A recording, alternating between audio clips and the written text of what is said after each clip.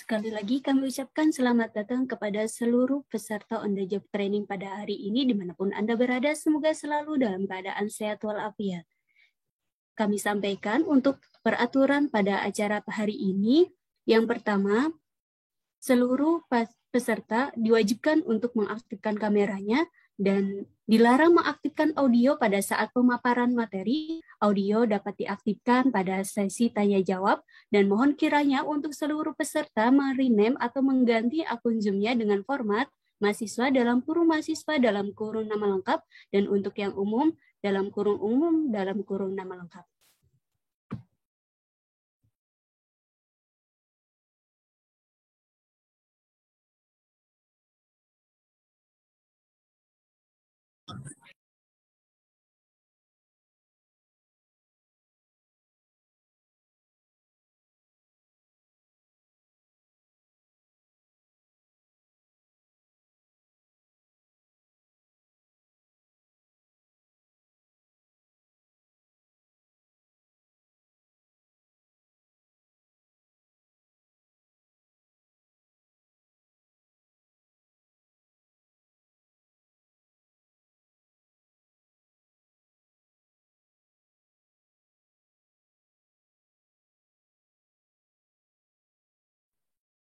Sekali lagi, kami ucapkan selamat datang kepada seluruh peserta on the job training pada hari ini dimanapun Anda berada, semoga selalu dalam keadaan sehat walafiat. Izinkan kami menyampaikan peraturan pada acara hari ini. Yang pertama, seluruh peserta diwajibkan untuk mengaktifkan kameranya. Yang kedua, dilarang mengaktifkan audio pada saat pemaparan materi atau audio boleh dinyalakan pada sesi tanya jawab. Dan mohon kiranya untuk seluruh peserta untuk merename atau mengganti akun Zoom-nya dengan format yang mahasiswa dalam kurung nama lengkap dan yang umum dalam kurung nama lengkap.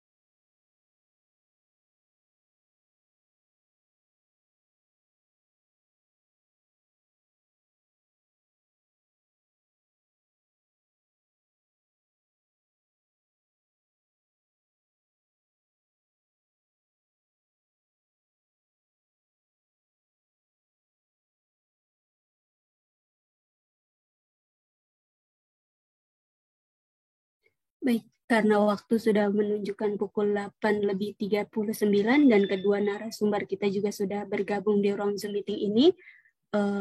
Selamat pagi Dr. Koim, selamat pagi Ibu Ana, selamat bergabung. Kita mulai ya.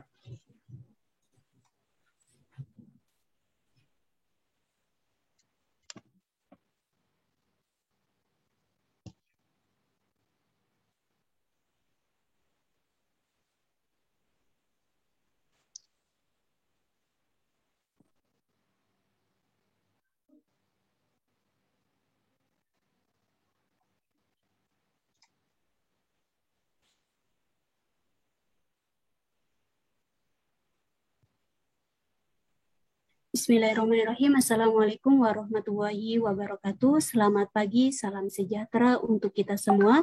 Yang terhormat Ibu Haji Ania Radiati, SPDMK selaku Direktur Poltekkes Kemenkes Tasikmalaya.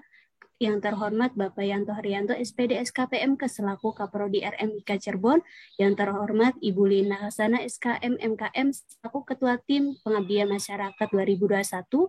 Yang terhormat Dr. Haji Ahmad Qoyim Mars selaku narasumber 1, yang terhormat Ibu Ana Rosarini MDPK SHMH selaku narasumber 2, yang terhormat Bapak Ibu dosen dan Tendik Prodi RMIK Cirebon, yang terhormat Bapak Ibu perwakilan dari Puskesmas Kabupaten Cirebon, yang terhormat peserta on the job training Puskesmas Kota Cirebon, dan tentunya yang saya banggakan seluruh peserta on the job training dan mahasiswa pada acara hari ini.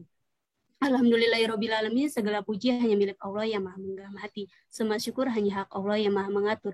Berkat rahmat dan hidayahnya lah di pagi hari ini kita diberikan kesempatan untuk bersilaturahmi dan belajar dari kedua narasumber kita dalam acara On the Job Training Pengabdian kepada Masyarakat 2021 dengan tema peningkatan kompetensi petugas reka medis di Puskesmas melalui pelatihan On the Job Training yang diselenggarakan oleh Tim Pengabdian kepada Masyarakat 2021 Prodi RMIK Cirebon. Sebelumnya izinkan saya Robiatul Adawiyah dalam kesempatan hari ini akan memandu jalannya acara pada hari ini. Adapun susunan acara pada hari ini, yang pertama pembukaan, yang kedua menyanyikan lagu Indonesia Raya, March Poltekkes dan Himne Poltekkes, yang ketiga sambutan Ketua Tim Pengabdian kepada Masyarakat, yang keempat acara inti yaitu pemaparan materi dan sesi tanya jawab, yang kelima dokumentasi, dan yang keenam penutup. Baiklah, untuk memulai acara pada hari ini, mari kita bersama-sama membaca doa sesuai agama dan kepercayaannya masing-masing. Berdoa dipersilakan.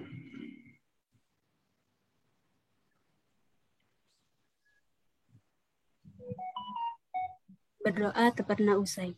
Beranjak ke acara selanjutnya yaitu menyanyikan lagu Indonesia Raya, March Poltekkes dan Himne Poltekkes. Kepada operator dipersilakan.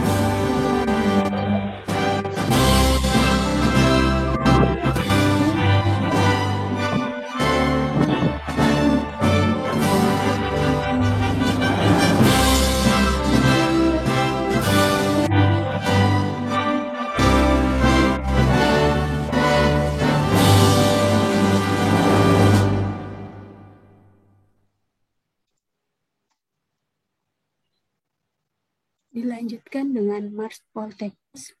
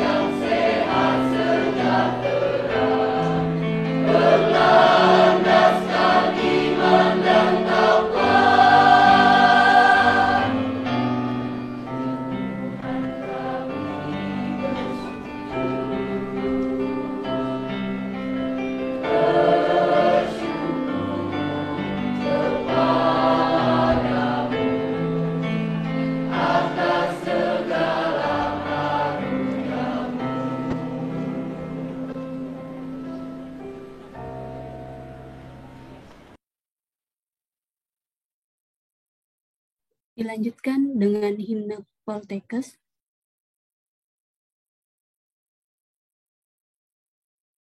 Nyanyikan lagu himne dan Mars Poltekkes.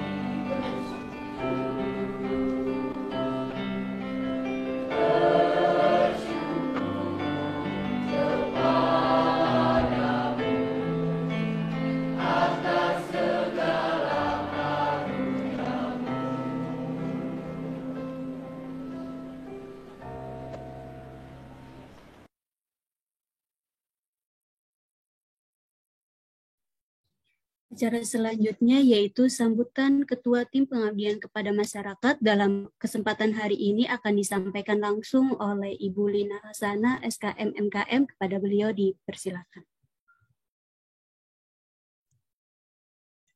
Assalamualaikum warahmatullahi wabarakatuh.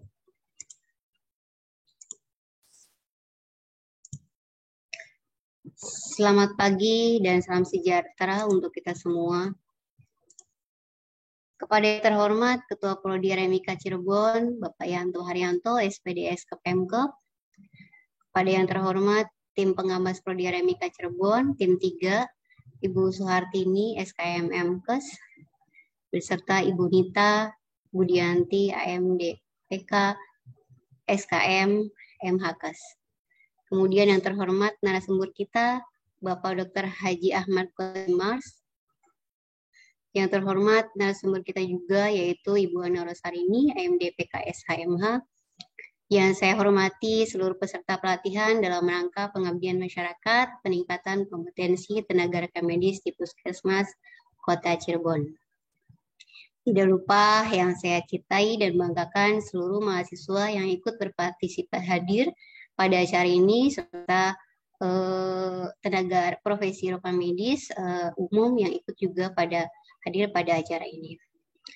Pertama-tama, marilah kita panjatkan puji syukur kehadirat Allah Subhanahu wa Ta'ala atas limpahan rahmat dan karunia-Nya, sehingga pada pagi hari ini kita dapat berkumpul untuk mengikuti acara yang merupakan rangkaian dari kegiatan pengabdian masyarakat pada sesi 3 ini dengan tema peningkatan kompetensi petugas rekam medis di Puskesmas Kota Cirebon dalam rangka persiapan akreditasi Puskesmas. Salawat serta salam semoga tetap tercurah kepada junjungan kita Nabi besar Muhammad SAW. Kegiatan ini dilatar belakangi oleh adanya tuntutan bagi Puskesmas dalam perannya sebagai FKTP yang merupakan salah satu tolak ukur peningkatan derajat kesehatan, salah satunya dalam penyelenggaraan rekam medis. Di Kota Cirebon pada tahun 2019 masih ada beberapa puskesmas yang tidak memiliki petugas rekam medis dengan latar belakang pendidikan D3 rekam medis. Sehingga ada beberapa permintaan khusus dari puskesmas ke prodi kami untuk melaksanakan kegiatan ini.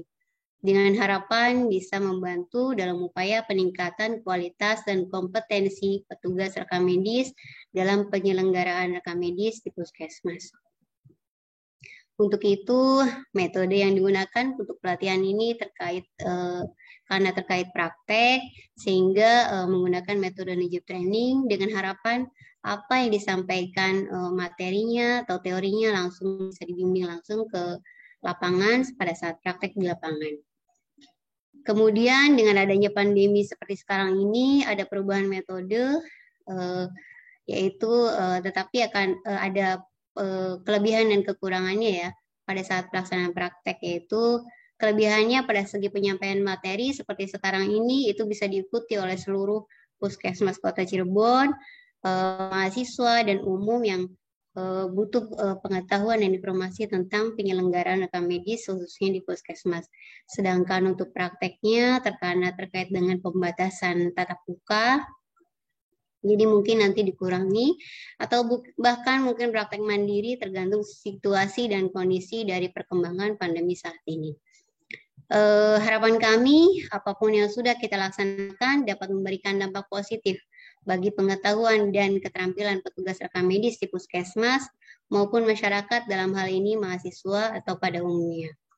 Untuk itu, mari kita menyimak dengan seksama pemaparan dari narasumber dan bisa bertanya terkait materinya karena pembicara pada kegiatan kali ini merupakan orang-orang yang kompeten dalam bidangnya.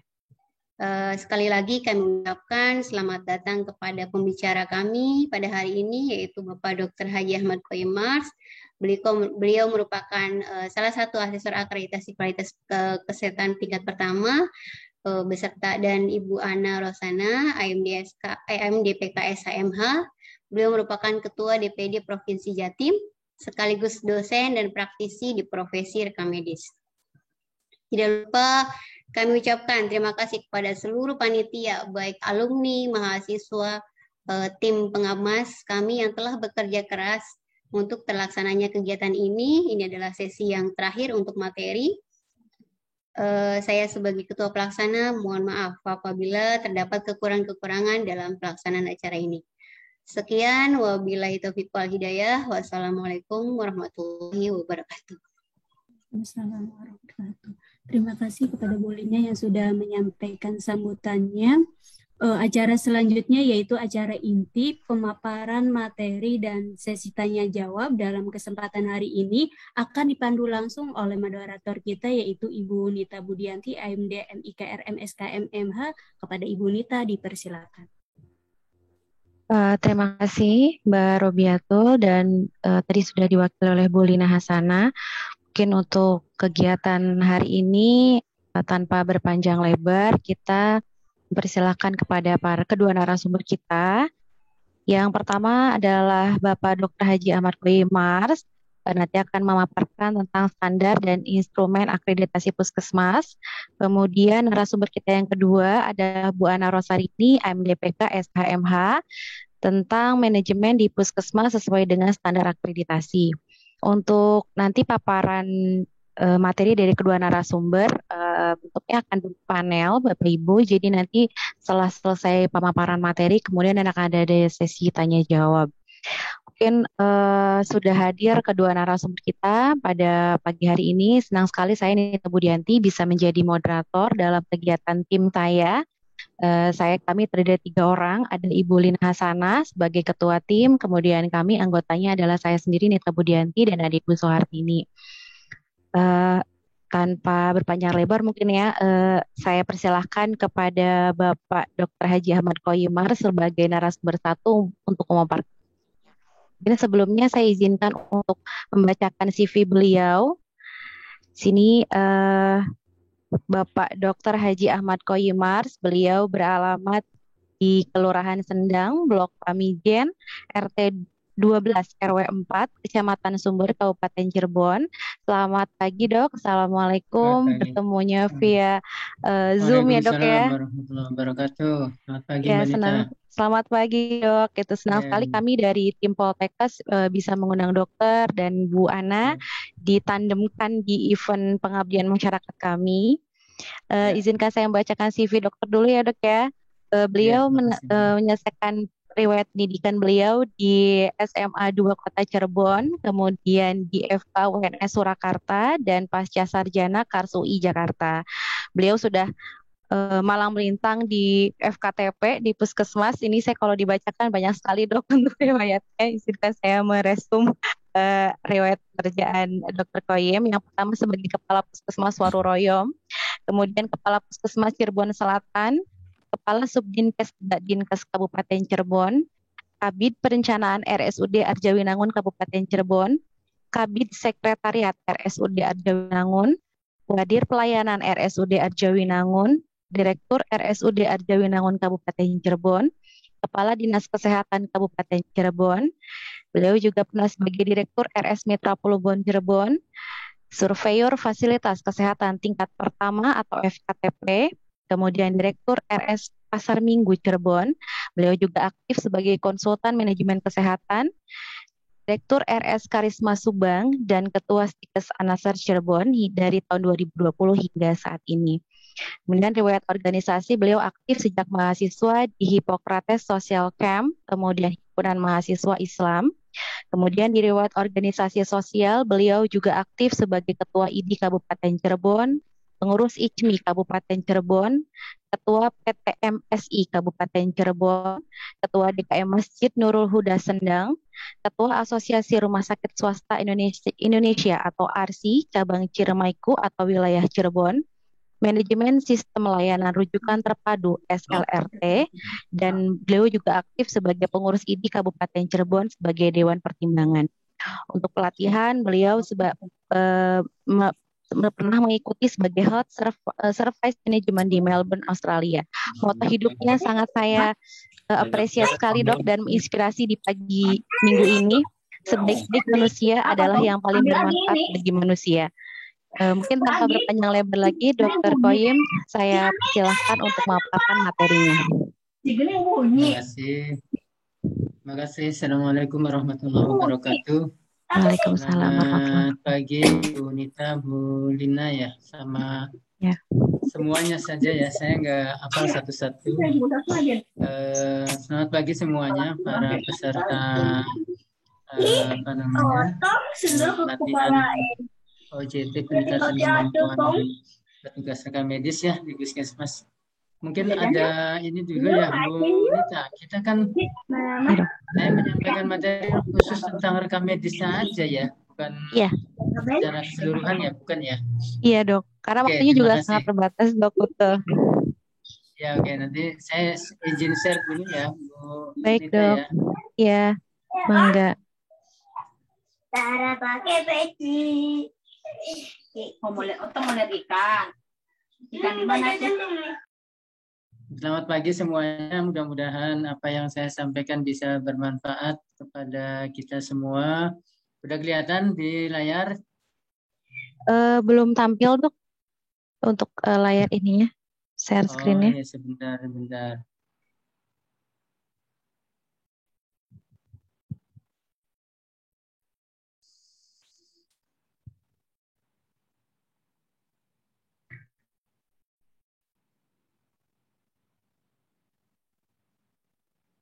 Udah ya? Iya, sedang proses. Ya, sudah tampil Dok. Oke, siap. Terima kasih semuanya. Selamat pagi. Kita mulai. Jadi saya tambahin sedikit judulnya standar dan instrumen terutama untuk rekam medis untuk akreditasi Puskesmas. Mudah-mudahan bisa memenuhi sesuai dengan harapan dari panitia. Jadi saya pertama-tama mengucapkan terima kasih atas kesempatan yang diberikan kepada saya karena ya luar biasa. Tiba-tiba kok dapat dapat penghargaan untuk bisa memberikan materi di sini.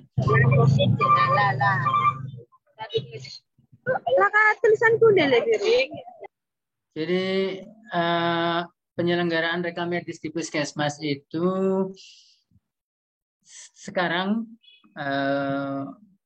dari akreditasi Puskesmas yang 9 bab sekarang lagi proses revisi, lagi proses sosialisasi menuju ke 5 bab. Kalau dulu di 9 bab itu ada di bab 8.4. Kalau sekarang di instrumen yang 5 bab itu adalah bab 38. Nanti saya jelaskan lebih rinci di bawah. Yang menjadi dasar hukum penyelenggaraan rekam medis di Puskesmas adalah pokok pangkalnya adalah Permenkes nomor 269 tahun 2008 tentang rekam medis. Mungkin ini diajarkan ya Ibu Nita ya di kampus Poltekkes, pasti ini bedah habis gitu. 269 2008 ini. Jadi sama-sama sih sebenarnya kita juga belajar untuk bagaimana mengimplementasikan Permenkes 269 tersebut. Cuman kalau di Permenkes mungkin belum aplikatif karena diterjemahkannya adalah dalam kegiatan pelayanan sehari-hari. Nah, di Kabupaten Cirebon itu sudah ada proses panjang ya tentang penyusunan format rekam medis di Puskesmas. Jadi dikoordinatori oleh Kepala Bidang Pelayanan Kesehatan di Dinas Kesehatan, sehingga kita sekarang seragam di Kabupaten Cirebon mempunyai dokumen rekam medis yang mudah-mudahan akan bisa memenuhi apa yang diharapkan oleh Permenkes 269 tahun 2008. Pengertiannya rekam medis adalah ya, jadi sampai di situ kan banyak ya. Jadi berkas ini dari Permenkes ya. Berkas yang berisikan catatan dan dokumen tentang identitas pasien, pemeriksaan, pengobatan, tindakan, dan pelayanan lain yang telah diberikan kepada pasien. Jadi semua apa yang dilakukan kepada pasien itu sebaiknya ada catatannya dan didokumentasikan semua. Ini mohon maaf Bu Nita, saya background belum bisa menampilkan itu. Tadi gagal tampil itunya backgroundnya, jadi mohon maaf karena saya mungkin masih gaptek juga. Oke, lanjut. Kemudian yang namanya dokumen ini masih dari Permenkes, catatan dokter atau dokter gigi dan atau tenaga kesehatan tertentu, laporan hasil pemeriksaan penunjang, catatan observasi dan pengobatan harian, dan semua rekaman baik radiologi maupun gambar radiologi maupun gambar MRI atau elektro EKG dan lain sebagainya ya. Jadi itu dokumennya isinya kira-kira gitu. Ini juga dari Permenkes, masih sama. Saya terus terang membuka Permenkes, tinggal dibandingkan nanti di belakang ada dokumen akreditasi, terutama yang 5 bab ya, yang sekarang yang 38, karena nanti ke depan mulai tahun 2022 akreditasi sudah menggunakan yang 5 bab, instrumen yang 5 bab, standar instrumen dan akreditasi puskesmas yang 5 bab yang tahun 2022. Nah, ini isi rekam medis.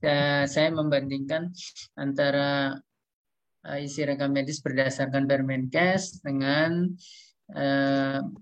akreditasi versi revisi yang 5 bab di 38. Mirip lah ya, mirip.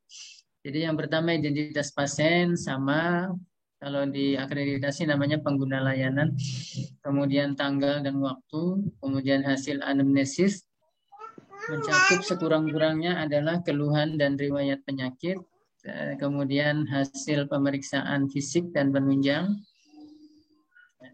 Di puskesmas ada beberapa puskesmas yang sudah mempunyai laboratorium, ya, itu termasuk juga hasil pemeriksaan laboratorium. Kemudian diagnosis, kemudian rencana penata laksanaan. Jadi kalau di puskesmas dikembangkan sistem SOAP ya, sistem SOAP.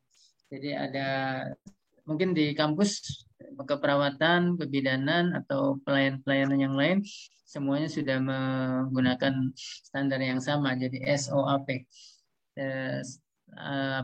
Subjektif, kemudian objektif, kemudian assessment dan planning gitu.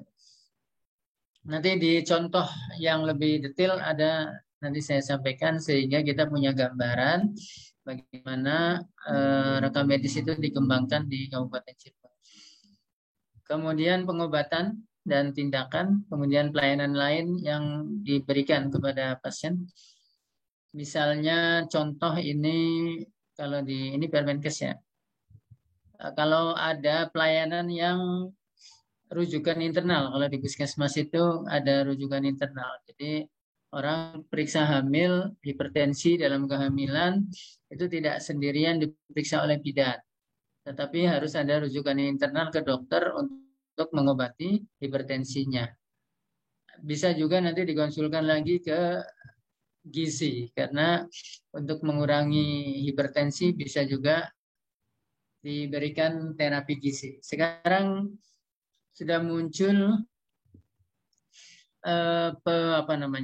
mengaktifkan peran petugas gizi untuk memberikan pelayanan pengobatan ya, pelayanan kepada pasien yang fungsinya adalah untuk mengobati pasien, namanya terapi gizi. Ya, di Poltekkes luar biasa dikembangkan juga ada prodi prodi gizi ya Bu ya, sudah ada juga. Kemudian untuk pasien kasus gizi dilengkapi dengan odontogram klinik. Dan kemudian persetujuan tindakan bila diperlukan. Di standar akreditasi ditambahkan ada nama dan tanda tangan dokter gigi dan atau tenaga kesehatan yang memberikan pelayanan kesehatan. Kalau penerapannya di rumah sakit juga sama ya. Ini standar akreditasi puskesmas yang 5 bab ini kalau gitu tuh diinspirasi atau di benchmarknya itu adalah standar akreditasi rumah sakit modelnya. Jadi ada standar, kriteria, pokok pikiran, dan kemudian elemen penilaian gitu. Itu strukturnya itu mirip dengan yang terjadi di SNAR 1 rumah sakit. Jadi ini isi rekam medisnya kira-kira minimal ini sebenarnya minimal. Kalau mau dikembangkan lagi bisa. Kemudian yang berikutnya pemanfaatan rekam medis itu adalah untuk pemeliharaan kesehatan dan pengobatan pasien. Jadi rekam medis itu sangat penting, terutama kalau di puskesmas, kalau catatan rekam medisnya nggak hilang, itu bisa bisa membandingkan atau bisa mengevaluasi pengobatan atau pelayanan yang sudah diberikan. Contoh minggu ini dengan hipertensi. Tensi misalnya 180/100. Kemudian dikasihlah obat-obat hipertensi. Kemudian dia kontrol entah 3 hari atau seminggu kemudian. Nah, kalau catatan rekam medisnya dipelihara, dirancang dengan baik, disimpan dengan baik, di-manage dengan baik, itu pada saat periksa yang berikutnya kontrol, kita punya catatan dari pemeriksaan yang hari ini. Dengan demikian, pemeliharaan kesehatan dan pengobatan kepada pasien itu bisa berjalan dengan baik. Itu maksudnya rekam medis itu dibuat gitu. Kemudian yang kedua, alat bukti dalam proses penegakan hukum, disiplin kedokteran dan kedokteran gigi, dan penegakan etika kedokteran dan etika kedokteran gigi. Nah, ini di apa namanya ya, diharapkan semua puskesmas untuk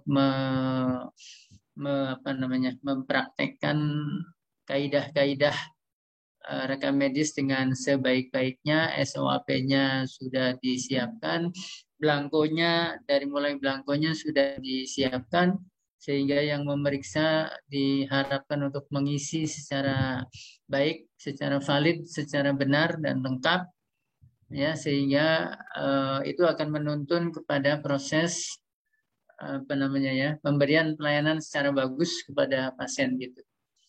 Ya, sehingga seandainya pun ada masalah, insya Allah kalau rekam medisnya diisi dengan lengkap dan isinya sesuai dengan kondisi pasien yang sebenar-benarnya, insya Allah itu akan tidak menjadi masalah. Kemudian yang berikutnya adalah untuk keperluan pendidikan dan penelitian. Jadi misalnya kasus kematian ibu hamil, ibu bersalin, itu kan biasanya ada audit medis AMP tuh ya, ada audit medis itu, terus kemudian nanti dipelajari kenapa masalahnya di mana, kemudian nanti ada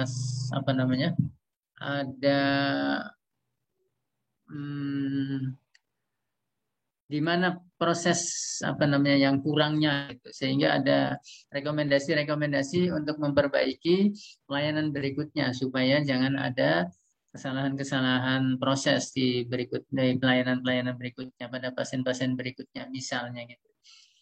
Kemudian, nah ini yang lagi ngetren sekarang adalah dasar pembayar biaya pelayanan kesehatan. BPJS itu pakainya ini ya. BPJS itu membayarnya, kwitansinya BPJS itu adalah resume medis dari pasien yang pulang. Resume medis pasien yang pulang yang diisi lengkap, nanti diverifikasi oleh tim BPJS. Kalau sudah sesuai, baru itu dibayar. Luar biasa. Nah, ini proses CKN ini juga memberi pelajaran kepada para pelayan untuk mengisi rekam medis dengan sebaik-baiknya sesuai dengan kondisi pasien.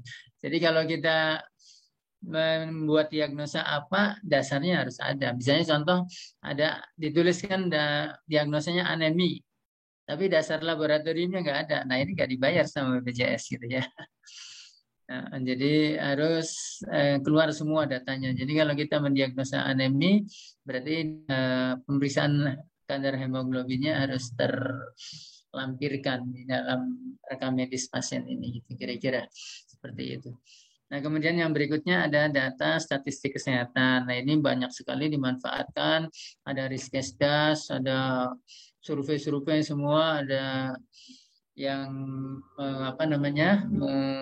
mengembangkan data-data yang ada di rumah sakit maupun dinas kesehatan, dimanfaatkan untuk proses pemberian keputusan yang lebih hebat lagi di masa-masa yang akan datang.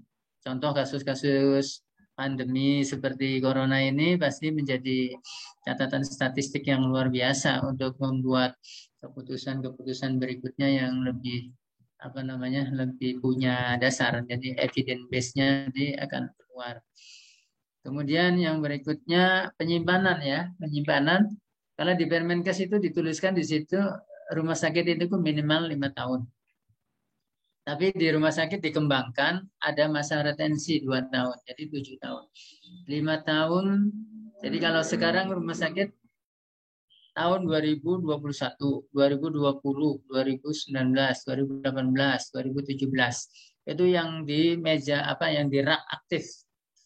Kemudian yang di rak pasifnya adalah 2016 sama 2015. Sebaiknya ada proses penghapusan setiap awal tahun. Jadi yang sudah masa retensi ini 2015, nanti di akhir tahun 2021 itu bisa bisa dihapuskan. Ya, bisa dihapuskan dengan bikin berita acara, jumlah statusnya berapa, kemudian ditandatangani oleh direktur rumah sakit, ya, karena sudah melewati masa penyimpanan. Karena kalau nggak disimpan, ya kalau disimpan terus nanti gudangnya akan penuh. Nah, sekarang model ada digitalisasi, mungkin akan lebih akan lebih praktis. Yang tidak boleh hilang adalah resume medisnya, ya. Resume medis itu nggak boleh hilang. Terus kemudian untuk non rumah sakit, puskesmas itu 2 tahun di Permenkes itu. Tapi dikembangkan di puskesmas ada retensi juga, bisa silakan mau 1 tahun atau mau 2 tahun. Ya, jadi ada masa retensi juga. Jadi ada tahun yang disimpan dulu di puskesmas sebelum dihapuskan. Kemudian ini masih banyak nih. Nah, saya masuk ke standar akreditasi. Standar akreditasi sekarang bab pelayanan UKP itu adanya di bab 3. Dan standar untuk rekam medis ada di bab 38. Di sini standarnya disampaikan puskesmas wajib menyelenggarakan rekam medis yang berisi data dan informasi asuhan pengguna layanan yang dibutuhkan untuk pelayanan pengguna layanan dan dapat diakses oleh petugas kesehatan pemberi asuhan, manajemen dan pihak di luar organisasi yang diberi hak akses terhadap rekam medis untuk kepentingan pengguna layanan asuransi sesuai peraturan perundang-undangan. Ini pengertian, ya, standarnya begini, ya. Jadi rekam medis itu seperti itu. Jadi pasien punya catatan, terus kemudian catatan itu disimpan, tapi bisa diakses oleh petugas kesehatan pemberian asuhan. Jadi ada 4 profesi yang 4 profesi kesehatan yang bisa mengisi, yang bisa memberikan isi rekam medis. Jadi dokter gigi 1, kemudian perawat gigi bidan 2, kemudian gizi, ahli gizi 3, kemudian farmasi 4. Radiografer, kemudian laboratorium itu hanya mengarsipkan saja, menempelkan saja hasil pemeriksaan ronsennya atau laboratoriumnya, tapi mereka tidak punya akses untuk ngotak-ngatik isi rekam medis, ya, gitu ya. Nah, ditambah 1 lagi tentu saja petugas rekam medis atau petugas yang bertugas untuk memproses, menyimpan, memanage bagaimana menyelenggarakan perekam medisan di institusi puskesmas tersebut. Jadi ada itu pihak-pihak yang boleh memberikan tulisan-tulisan di dalam rekam medis. Nah, di puskesmas itu ada yang tadi yang saya sampaikan, ada pelayanan antar profesi. Mau cabut gigi ternyata hipertensi. Nah, itu otomatis berarti di rekam medisnya tidak hanya 1 isinya. Tidak hanya di dokter gigi, odontogramnya ada, tapi dia tulis di situ konsul ke dokter umum. Nah, kemudian dokter umumnya tentu saja menggunakan rekam medis dia dong untuk memeriksa darah tinggi pasien tersebut. Jadi 1 pasien kalau sekarang bisa mempunyai beberapa catatan rekam medis dari masing-masing profesi, ya. Dia ada dari bidan mau rujuk ke dokter, kemudian disepakati ada konsultasi internal ke gizi, itu jadi minimal ada 3. Nanti kalau farmasinya ikutan berarti 4. Jarang yang satu pasien kemudian catatan rekam medisnya mulus itu. Kalau tidak macam-macam penyakitnya, mungkin misalnya contoh dermatitis ya sudah langsung diobatin, nggak pakai konsultasi internal gitu. Sebesar gitu, nggak ada rujukan internal. Jadi ini yang harus dipahami dulu. Ini standar itu, jadi itu yang harus diberikan oleh Puskesmas, ini harus diselenggarakan dengan penuh tanggung jawab sesuai dengan perundang-undangan. Nah ini kriterianya namanya gitu ya, urut-urutan strukturnya gitu ya, standar, kriteria, nanti baru ada apa namanya